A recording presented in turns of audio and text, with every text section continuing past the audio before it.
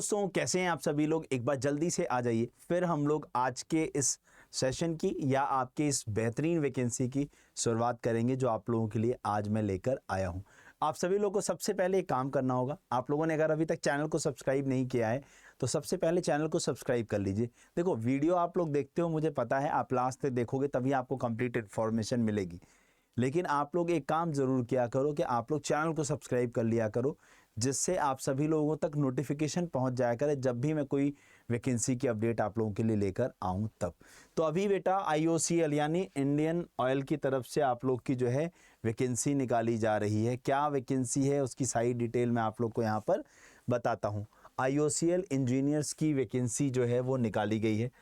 अगर मैं यहाँ पर आप लोग को बताना चाहूँ, समझाना चाहूँ, तो Indian oil corporation limited IOCL की वैकेंसी है। पोस्ट का नाम है इंजीनियर स्लैश ऑफिसर, यानी ग्रेड A की पोस्ट है, समझ रहे हो। ग्रेड A ऑफिसर स्किल की पोस्ट होती है और बहुत अच्छी सैलरी के साथ ये आप लोग की वैकेंसी निकाली गई है। दूसरी चीज़ एक मैं बात आपको बताना चाहूँगा, आप हमें नोटिफिकेशन अड्डा के व्हाट्सएप ग्रुप पे, नोटिफिकेशन अड्डा के टेलीग्राम ग्रुप पे और नोटिफिकेशन अड्डा को इंस्टाग्राम पर भी फॉलो कर सकते हो। वहाँ पर भी हम अपडेट्स प्रोवाइड करते रहते हैं। चलिए, उसके बाद अगर हम लोग यहाँ पर बात करने की कोशिश करें, जो डिसिप्लिन, किस डिसिप्लिन में आपने पढ़ाई की हो, तो केमिकल में किया हो, इलेक्ट्रिकल में किया हो और इंस्ट्रूमेंटेशन में किया हो, तो आप यहाँ पर एलिजिबल हो।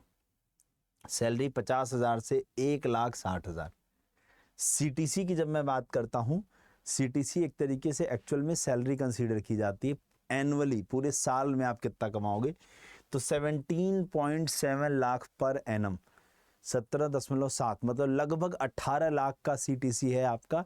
तो अगर मैं इसको मोटा मोटा तोड़ने की कोशिश करूं तो 1.5 लाख के अराउंड आप लोग की सैलरी है। बाकी अभी डिटेल में सैलरी क्या है वो ही बताऊंगा। चलिए, वेबसाइट की बात करूं तो www.iocl.com, ठीक है। यहाँ पर अगर हम लोग देखने की कोशिश करें बेटा, फॉर्म जो है आप लोग का 5 सितंबर से स्टार्ट हुआ है और 21 सितंबर फॉर्म को भरने की लास्ट डेट है।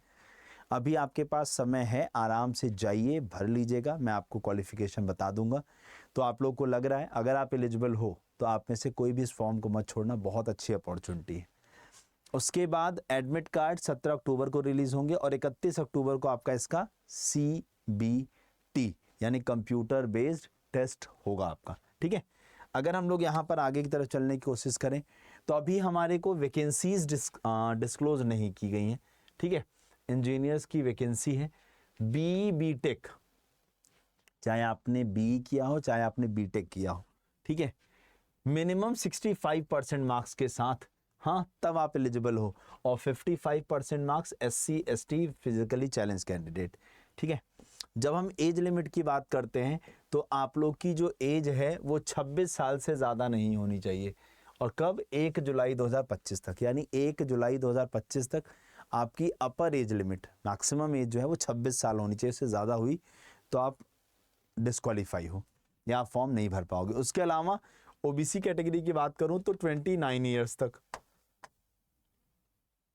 और SC ST की बात करता हूं तो 5 साल का एज रिलैक्सेशन 31 ईयर्स तक, ठीक है।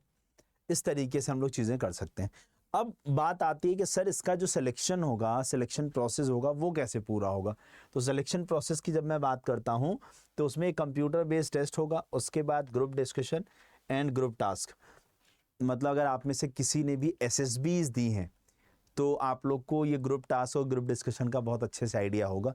अगर लेटर एंट्री की या NDA की या कोई भी अगर आपने SSB दी है तो आप लोग को ये बहुत अच्छे से आइडिया होगा, और नहीं दिया है तो कोई बात नहीं, एग्ज़ाम निकालो, आगे सब कुछ अपने आप समझ में आ जाएगा। फिर उसके बाद एक इंटरव्यू कंडक्ट होगा और देन फाइनल आपकी मेरिट लिस्ट तैयार की जाएगी। तो एग्ज़ाम पैटर्न कैसा है मैं वो आप लोग को बताता हूँ, और एप्लीकेशन फ़ी कितनी लगेगी वो भी बताता हूँ।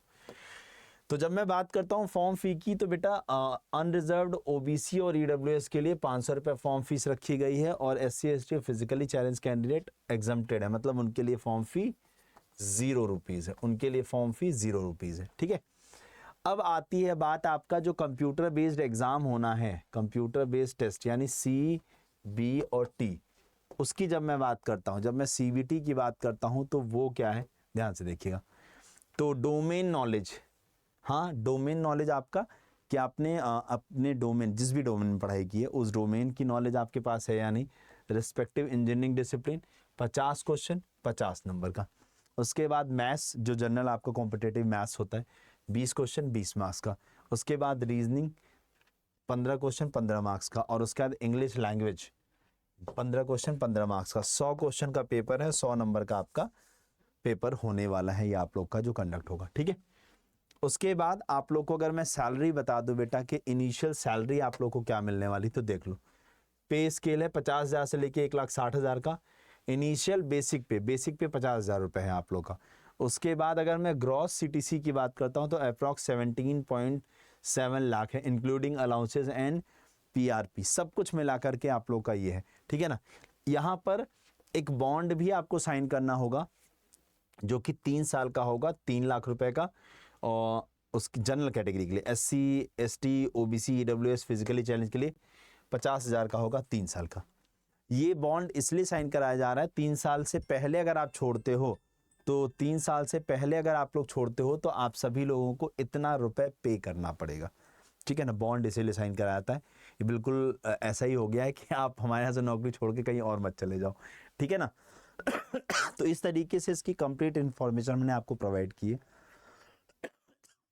आप लोग को अगर इसकी डिटेल जाननी है तो मैं इसकी PDF का लिंक एक लगवा दूंगा नीचे ऑफलाइन कमेंट में।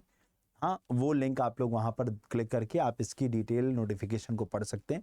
वैसे मैंने आपको नोटिफिकेशन की कंप्लीट समरी जो है वो प्रोवाइड कर दी है। इससे बाहर नोटिफिकेशन में इंफॉर्मेशन और कुछ भी नहीं है। सभी लोग जाकर के फॉर्म अप्लाई कर दीजिए।